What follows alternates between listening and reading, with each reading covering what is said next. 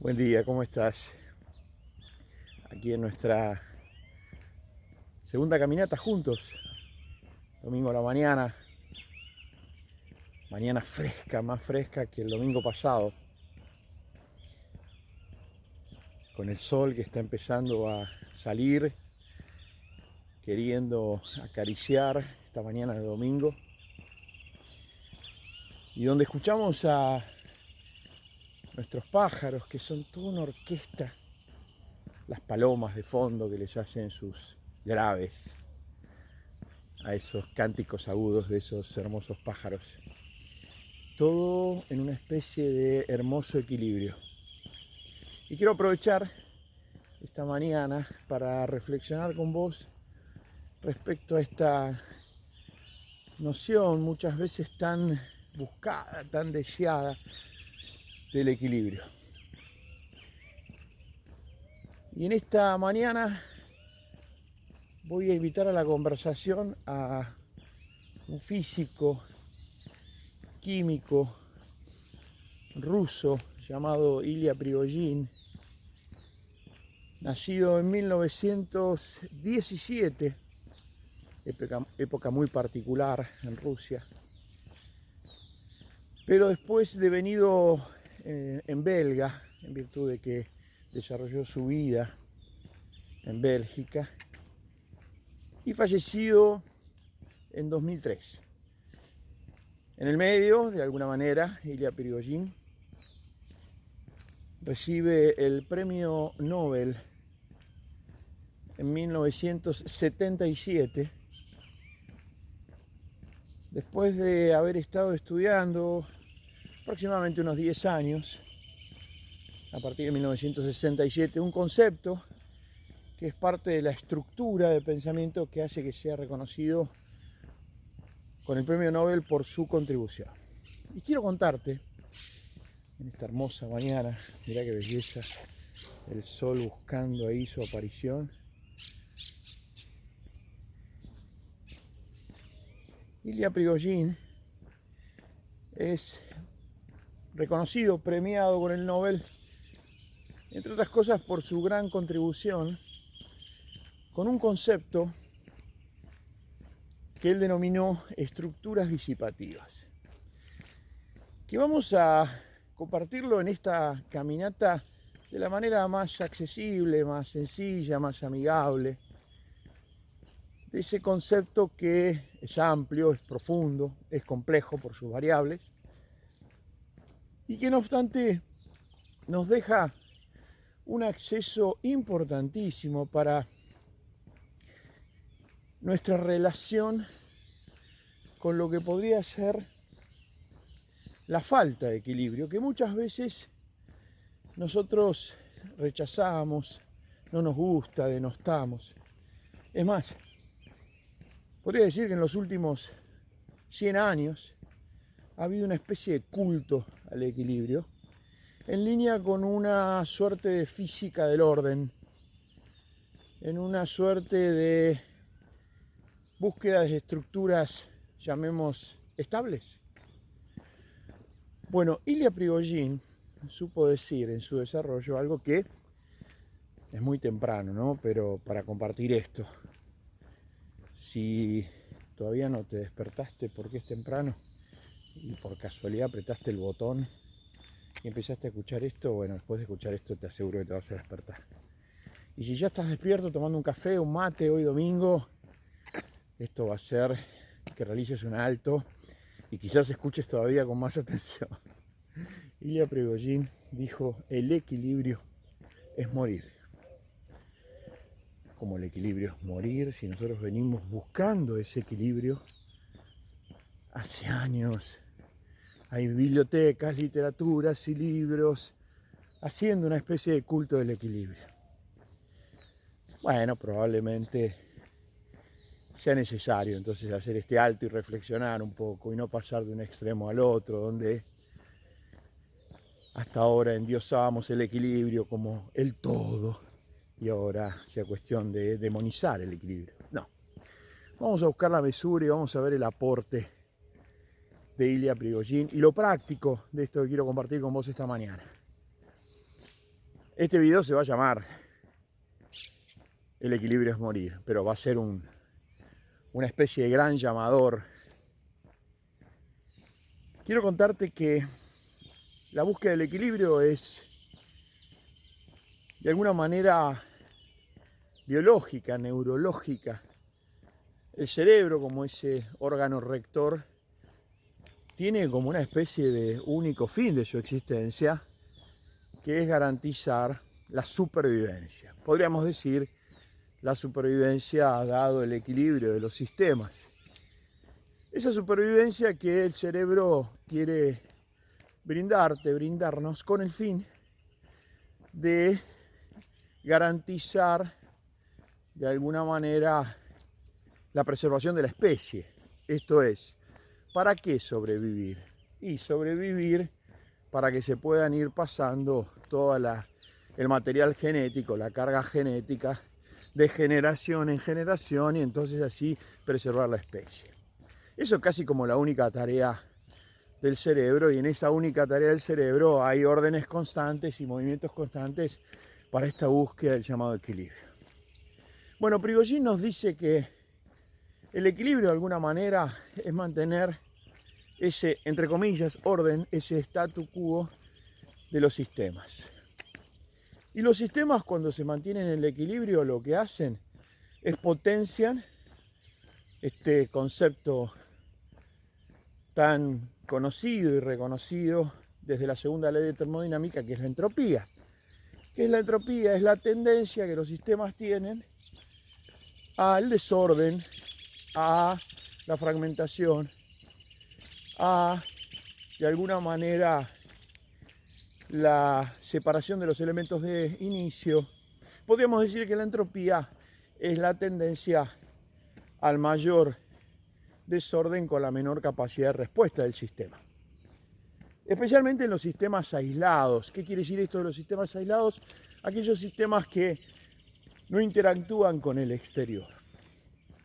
Entonces, Ilya Prigogine desarrolla el concepto que cuando los sistemas se corren de su equilibrio, encuentran y desarrollan nuevas estructuras.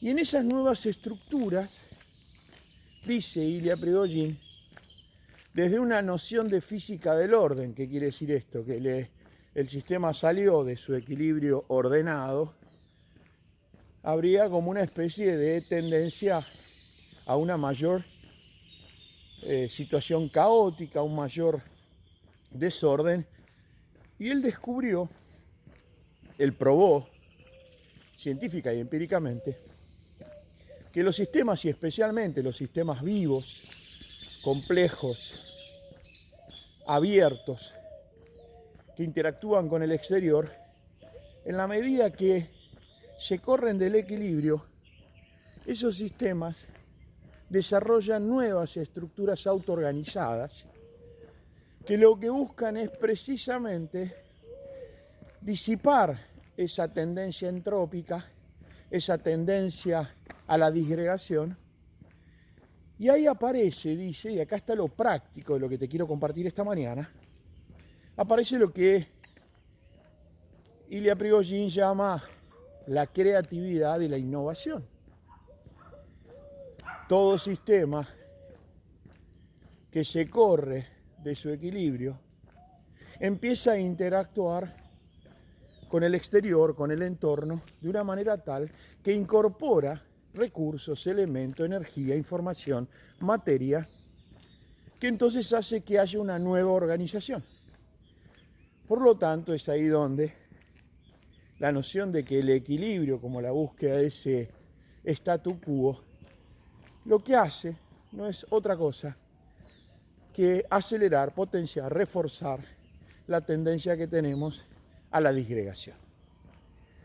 Dicho esto, en comentarios accesibles, de caminata, de estas caminatas de los domingos, claro, esto nos pone en la situación de empezar a ver de una manera diferente a los desplazamientos que tenemos de nuestras zonas, que algunos llaman zonas de confort, de seguridad. Vamos a hablarlo en términos de Prigogine, zonas de equilibrio.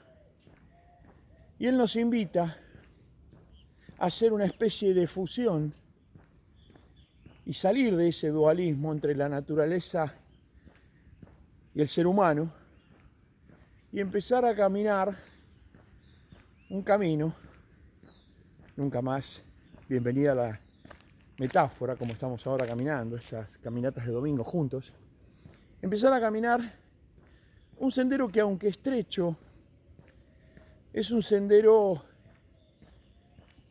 muy, muy productivo, que es el sendero de la unidad, de la fusión entre la naturaleza y el ser humano. Buen día, ¿cómo estás? Cuando nosotros empezamos a ver que la naturaleza no es eso que de alguna manera está dado y funciona de manera autónoma, casi autárquica, y que se maneja con sus leyes, y los seres humanos vamos por otro camino, empezamos a tomar distancia, por ejemplo, de una conciencia determinista. Cuando nosotros tenemos separado, cuando está este dualismo, que se dio de alguna manera en la ciencia clásica, ¿no? A partir de leyes tan importantes y vigentes, porque seguimos teniendo un lenguaje newtoniano tan importante como las leyes de Newton, pero que al mismo tiempo generaron una especie de dualismo. Este dualismo que genera mundos binarios, ¿no? Que genera estas cuestiones de blancos y negros que tanto hemos hablado. Ese dualismo desde la física y la ciencia clásica que dice, por un lado va la naturaleza, el mundo, el funcionamiento, los sistemas, las leyes universales, y por el otro lado va el hombre. Es como, por acá va el sol saliendo esta mañana y por acá voy yo.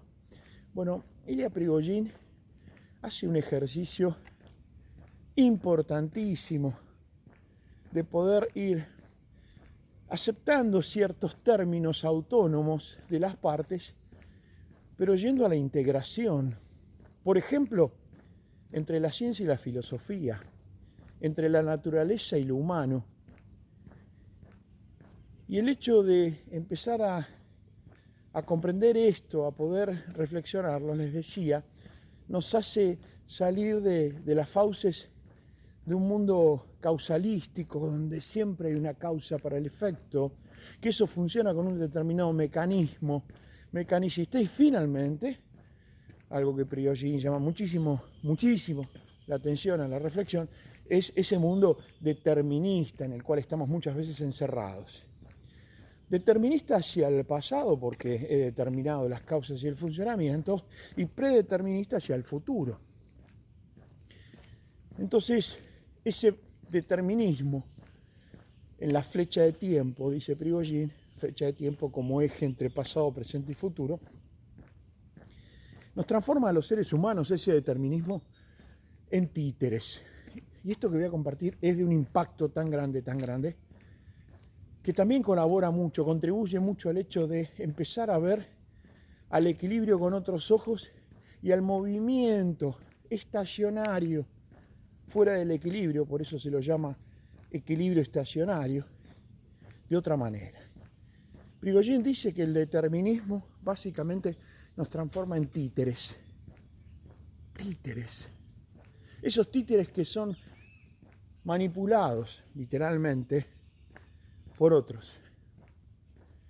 En un determinismo, dice Prigogine, por ejemplo, no tendría ningún sentido la noción de valor, porque ya está todo determinado. Entonces, ¿para qué construir una sociedad con valores si ya está todo determinado y predeterminado? En el determinismo no hay ética, en el fondo, nos dice Prigogine. ¿Cuántas veces, ¿no?, podemos quedarnos reflexionando que las crisis de socialización suceden en una instancia que, aunque enunciamos valores y hablamos tanto de la ética, nos cuesta a los seres humanos la socialización sustentable en virtud de que vivimos con grandes paradigmas predeterministas de lo que va a suceder en relación con otras personas, con las circunstancias y de lo que ha sucedido. ¿Qué es lo que hace que nosotros podamos resignificar esto que estamos hablando, en que dejemos de poner energía y apostar a la consolidación de ciertos sistemas y formas y estemos abiertos a lo que él denomina, Prigozhin, un estado de fluctuación. La fluctuación es la bifurcación que dé lugar al movimiento de los sistemas para que la creatividad y la innovación se puedan dar. Esas estructuras disipativas, en los términos de Prigozhin, que no son otra cosa que estructuras que se autoorganizan para ir disipando aquellas fuerzas entrópicas disgregantes. Es como cuando una relación de pareja o socios o la relación con un hijo no está por el sendero que las partes o una de las partes quisiera, y entonces piden asistencia, son asistidas por otra persona, o descubren la posibilidad de una nueva manera de comunicarse, de relacionarse. Entonces empiezan a incorporar información, energía, vitalidad, materia, para que esa relación tenga una nueva, de alguna manera, una nueva organización autoorganizada. Y Prigozhin dice que ahí está la vida. La vida está fuera del equilibrio. El equilibrio es morir, queridos amigos, queridas amigas. Esto no quiere decir desde ningún punto de vista,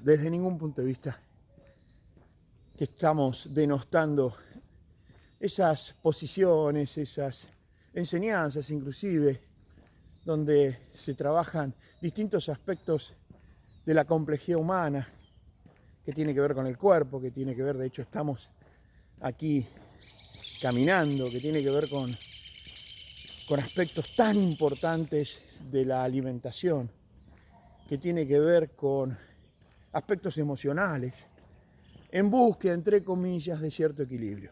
No estamos diciendo que eso no, lo que estamos diciendo que en todo caso, eso no, si lo que queremos es buscar un punto de anclaje único, cuando la vida es compleja. Y cuando decimos que es compleja, no decimos es muy compleja como sinónimo de complicación. Es compleja, tiene variables.